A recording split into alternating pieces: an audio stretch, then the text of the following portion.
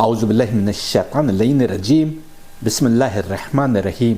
गीता पर हमारी इस सीरीज में हमने अब तक दिखाया कि गीता की समझ से हमको भ्रमित करने का सबसे बड़ा खेल दूसरी शताब्दी के आसपास हो गया था, जब गीता को पहले से मौजूद काव्य महाभारत के अंदर इंसर्ट कर दिया गया। इस तरह कि आज महाभारत के 18वें चैप्टर से 42वां चैप्टर गीता है। ऐसा करने से हम गीता की असल समझ से दूर आ गए और जो किताब उस सनातन मार्ग को फिर से उजागर कर रही थी, जिससे अपने को वेदों पर चलने वाला बताने और समझने वाले उस समय के लोग बहुत दूर आ चुके थे, उस किताब की रूहानियत और आध्यात्म महाभारत की मैटीरियल निगाहों में धूमिल पड़ गए और महाभारत के 17 चैप्टर पढ़कर उसके पात्रों को मैटीरियल नजर से देखने वाले लोग गीता में दर्शाए गए रूहानियत और आध्यात्म के सच्चे सनातन मार्ग की समझ खो बैठे। क्या आज तक आपको किसी ने बताया कि गीता और महाभारत भिन्न किताबें भी हो सकती हैं, जबकि हम जानते हैं कि महाभारत के लेखक व्यास हैं और गीता का लेखक कोई नहीं बल्कि परमात्मा के अवतार द्वारा दर्शाया गया मार्ग वो गीता है। पूरी महाभारत में द्रोण,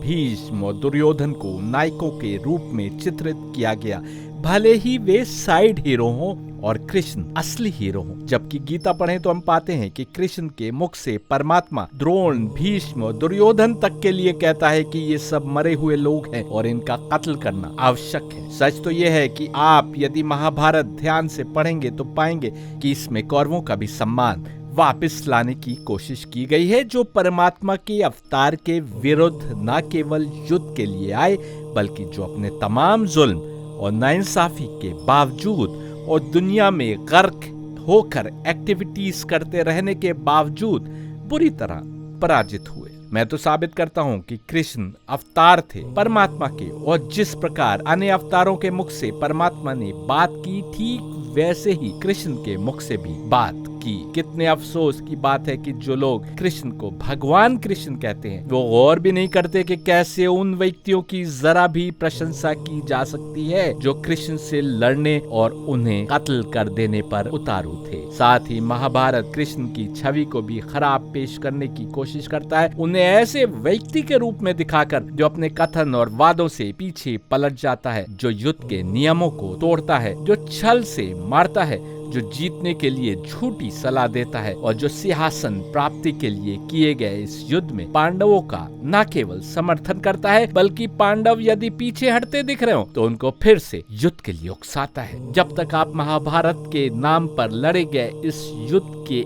असली मकसद को नहीं समझेंगे, आप कृष्ण के बतौर परमात्मा के अवतार के किस वजह से उन्होंने पांडवों को उकसाया इस युद्ध के लिए, उसके कारणों को नहीं समझेंगे, आप गीता को नहीं समझ सकते। जबकि अगर गीता हम पढ़ते हैं तो पाते हैं कि कृष्ण के नजदीक वचन का निभाना, इंसाफ और सच्चाई सर्वोप्रिय है, और जो कहते हैं कि अगर मर जाओ या मारे जाओ, दोनों हालत में तुम्हारे लिए बेहतरी है, तो बताइए मरकर सिंहासन भला किस काम का। लेकिन हम गौर नहीं करते। अंत में महाभारत कौरवों को स्वर्ग में दिखाता है और एक पल के लिए यहाँ तक कहता है कि पांडव नरक में जल रहे थे। भीम को एक हिंसक दैव के समान और उनके कर्मों को एक निर्दयी के रूप में चित्रित करता है। द्रौपदी के 5 पति बताता है और बताता है कि वो 5 भाइयों के साथ एक एक करके प्रत्येक दिन रहती थी, और इसके बावजूद सभी भाइयों के एक एक पुत्र की बात करता है। महाभारत के लेखक ने ये कैसे जाना कि कौन किस पांडव भाई का पुत्र था? ये दुर्भाग्यपूर्ण है कि हम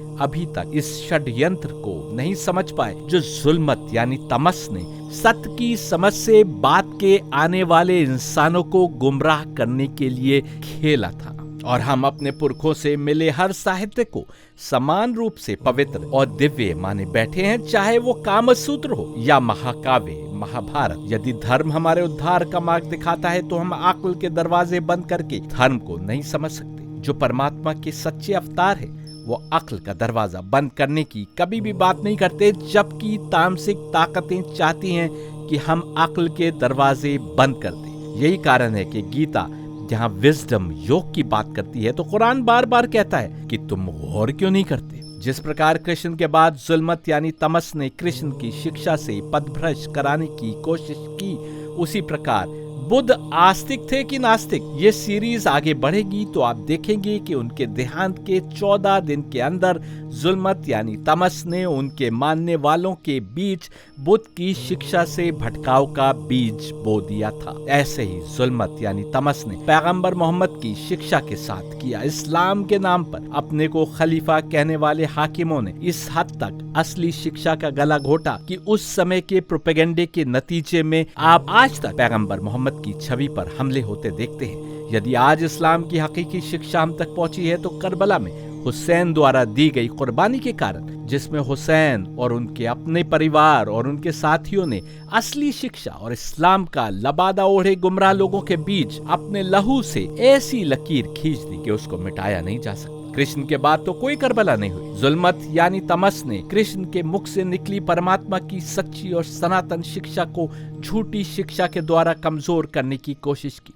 नतीजे में हिंदुस्तान में बौद्ध वर्चस्व और बौद्धों के विनाश के बाद की अराजकता के 1000 वर्षों से निकलने के बाद हिंदुओं को जो भी किताबें हाथ लगी उन्होंने सभी को पवित्र मानते हुए आदर का दर्जा दे दिया। वो भूल गए कि कृष्ण के मुख से परमात्मा ने कहा था कि जब जब धर्म से लोग विमुख होते हैं और अधर्म फैल जाता है तब तब धर्म को फिर से स्थापित करने और अधर्मियों का नाश करने परमात्मा का अवतार आता है। यदि कृष्ण अवतार बनकर आए तो इसका मतलब साफ है कि अधर्म फैल चुका था और जो कुछ अनुष्ठान और यज्ञ आदि हो रहे थे उसके बावजूद लोग वेद की असली शिक्षा से पथभ्रष्ट हो चुके थे, तब तो अवतार का आना आवश्यक हो गया था। ऐसी ही गुमराह करने वाली सोचें हम तक पहुंची हैं कि अनेक कमेंटेटर्स जो वेद और गीता को एक सोर्स का तो मानते हैं, उसके बावजूद इस निष्कर्ष पर पहुंचते हैं कि ये दोनों विरोधाभासी बातें कर रहे हैं, यानी एक दूसरे से विपरीत बातें कर रहे हैं। जबकि हम अपनी किताबों में साबित करते आए हैं कि गीता और वेद में कुछ भी विरोधाभासी नहीं है और गीता वेद की शिक्षा को ही फिर से स्थापित करने की कोशिश है। और यदि गीता किसी बात की आलोचना करती है तो वो वेद की शिक्षा की गलत व्याख्याओं और शुद्ध वैदिक शिक्षाओं से विचलन की, जो कृष्ण का समय आते आते व्यापक तौर पर फैल चुकी थी। लोग वेदों की शिक्षा से भटक गए थे इस हद तक कि उनका जीवन धर्म के नाम पर बस कुछ रस्में निभाने तक सीमित रह गया था और ईश्वर के कई रूपों की पूजा करने में लगे थे। ग्रंथ बता रहे थे कि देवी एक है और उसको ही भिन्न नामों से जाना जाता है और लोगों ने विभिन्न देवियां बना रखी थी और उनकी विभिन्न नामों से पूजा करते थे। हर परिवार का अलग कुल देवता था और वो परिवार उसी देवता की पूजा करता था। अनेक ताकतों और वस्तुओं की भी पूजा करते थे। फिर गीता आई, वापस एब्सोल्यूट गॉड यानी ब्राह्मण की पूजा और इबादत तक ले जाने का मार्ग बताने, हमें पुरुषोत्तम यानी तमाम लोगों में सबसे उत्तम बनने के लिए राह दिखाने। कृष्ण की कोशिश थी कि लोग सर्वशक्तिमान ईश्वर की ओर पलटें और उसकी याद में बेहतरीन कर्म करें और जीवन में आई बुराइयों को दूर करने की कोशिश करें। लेकिन उस गीता में जिसका पहले ही वाक्य बताता है कि यह धर्म युद्ध था, हम देखते हैं कि जुल्मत यानी तमस ने अपने तमाम कारिंदे लगा दिए कि कृष्ण की शिक्षा फैल न पाए। ये तथ्य कि कृष्ण को एक शक्तिशाली सेना के खिलाफ युद्ध में शामिल होना पड़ा एक और सबूत है कि उनकी शिक्षाएं आसानी से स्वीकार नहीं की गईं और उन्हें अपनी शिक्षा को फैलाने के लिए अनेक जत्न करना पड़े। हमें समझना होगा कि उस समय के राजा और उनके मंत्री एवं पुजारी बड़ी आसानी से एक दूसरे के सहयोग से किसी भी विचार या विचारधारा को जनता में फैलाने में सक्षम थे। केवल भारत में ही नहीं, तमाम विश्व में कुछ कुछ ऐसा ही होता था। मंगोल राजा ने इस्लाम कबूल किया तो तमाम प्रजा ने इस्लाम कबूल कर लिया। रोमन बादशाह ने क्रिश्चियनिटी कबूल की तो तमाम रोमन एम्पायर में क्रिश्चियनिटी छा गई। उस समय के हालात पर लिखी गई पुस्तकें हम पढ़ते हैं तो पाते हैं कि धार्मिक अनुष्ठानों में पुजारी वर्ग बहुत ही सीमित परंतु गणमान्य लोगों को सम्मिलित होने की इजाजत देते थे और आम जनता दूर खड़ी क्या हो रहा है उसको देखा करती थी। इतनी दूरी से उन्हें जो कुछ समझ आता होगा उसको ही धर्म मान लेते होंगे। पुजारी इतने ताकतवर थे कि हम पुराणों में उल्लेख पाते हैं कि ऐसे ही एक अनुष्ठान में पुजारियों ने राजा का ही वध कर दिया, ये कहते हुए कि ये वेद से भ्रमित हो गया है और राजा के एक दिन के पुत्र को जो उसी दिन पैदा हुआ था उसका राज्याभिषेक करके उसे सिंहासन पर बिठा दिया। यदि एक दिन के बच्चे को राजा बना दिया जाए तो आप समझ सकते हैं कि अगले कई सालों तक राज किसके हाथों में होगा और रानियों का क्या हश्र होगा। इतना ही नहीं, पुराण बताते हैं कि सुता और मगध को उस समय की बहुत बड़ी तनख्वाह पर नियुक्त किया गया और उनका काम यह था कि वो पूरे राज्य में घूम घूम कर उस एक दिन के बच्चे राजा की पराक्रम, उसके इंसाफ और उसकी वीरता की गाथाएं गाते फिरते। आप समझ सकते हैं कि एक दिन के बच्चे की गाथाएं अगर जनता में गाई जाएं तो वो उन्हें सच ही मान लेगी। ऐसे में अगर किसी रानी के यहाँ कोई बच्चा पैदा हो जिसकी गवाही यही पुजारी दे रहे हो कि वो फला देवता का पुत्र या पुत्री है, तो आप समझ सकते हैं कि उसमें देवताओं का क्या रोल हो सकता है। यज्ञवल्क्य कृष्ण के समय के ही ऋषि थे।